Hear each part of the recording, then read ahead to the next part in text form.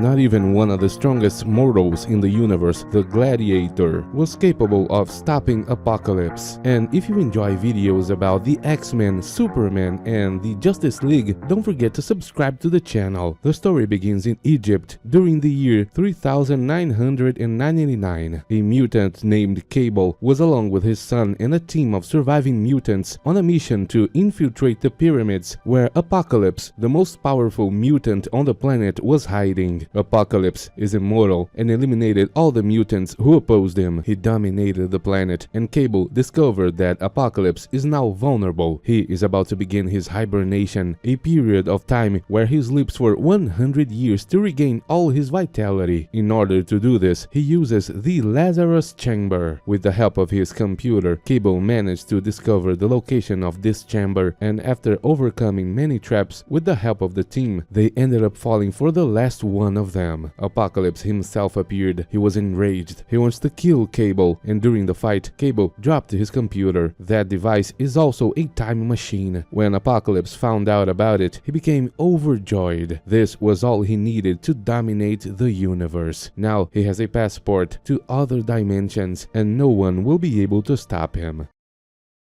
Cable says that none of the mutants will ever give up on destroying Apocalypse while they exist. That's the reason Apocalypse will never be able to win. But that thought gave the supervillain his greatest idea. He understands that he can never be at peace as long as mutants exist. Someone will always appear to try and kill him, and there must be an end to this. Apocalypse will use Cable's time machine to find a way to destroy all the mutants forever. Suddenly, Apocalypse simply disappeared from that place.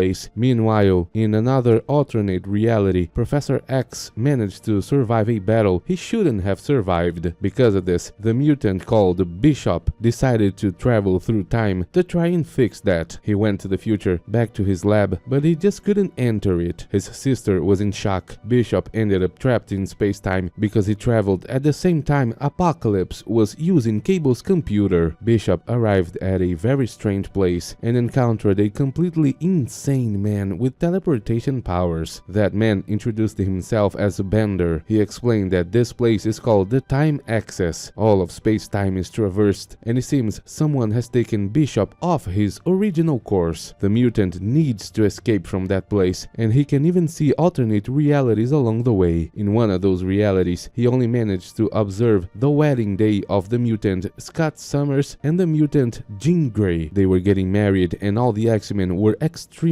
happy, except for Wolverine. After the ceremony, the newlyweds went to their honeymoon, but suddenly fainted in the car. Turns out the evil mutants appeared to take them away. These mutants attacked everyone at the party, and one of them moves in an extremely funny way. These mutants managed to take the newlyweds, but since only Jean Grey was needed, they ended up leaving Scott Summers behind. The other superheroes managed to find him quickly, and the professor went to look for Jean Grey until the mutant known as Sinister appeared in that place. He wants to take the Professor X. Bishop was in shock after seeing all those images, but he cannot do anything about it. The man called Bender told him that there's no way to escape that place, and meanwhile, in his lab, the other mutant named Forge managed to discover the place where Bishop would appear. His sister went to that place, but when she arrived, she found only Sinister taking away the professor. The woman will have to help the superheroes, and together they managed to stop Sinister, and Bishop's sister revealed that Jean Grey was taken to another place in space-time, and Scott Summers begged her to help him get his wife back. At that moment, Jean Grey was trapped somewhere and discovered that it was Apocalypse himself who sent Sinister to capture her. Meanwhile, Empress Lilandra was being attacked by her own sister. Luckily, the Gladiator was there to defend her. Unfortunately, the truth is, the Empress' sister made a deal with Apocalypse. He would take the Empress and make her sister the new Empress, but that was all a trick. In reality, Apocalypse deceived her. He only wanted to invade that place to retrieve the kingdom's most powerful telepath, and then he went away. The Emperor's sister was imprisoned and will be executed by the Gladiator. Before that, Lilandra warned the professor professor that an extremely powerful mutant has just taken away an extremely powerful telepath known as Oracle. This mutant will surely go to Earth and the professor must be careful. Meanwhile, in the time axis, Sinister explained that he is working with Apocalypse because he will have what he always desired, the opportunity to genetically alter as many mutants as he wishes. Soon, Apocalypse himself arrived along with the Oracle. He then explained to Jean Grey everything that happened since he arrived in the time axis. The mutant was trapped there for hundreds of years and managed to discover all the powers of that place. He did all of this while not even a second had passed in the present. Soon, Jean Grey will find out why Apocalypse needs her. Meanwhile, the superheroes don't know what to do. Two powerful telepaths were taken by the Apocalypse, but perhaps finding them is a trap. While they were talking, a certain mutant broke into the house of the Archangel. She wanted to steal precious objects, but was stopped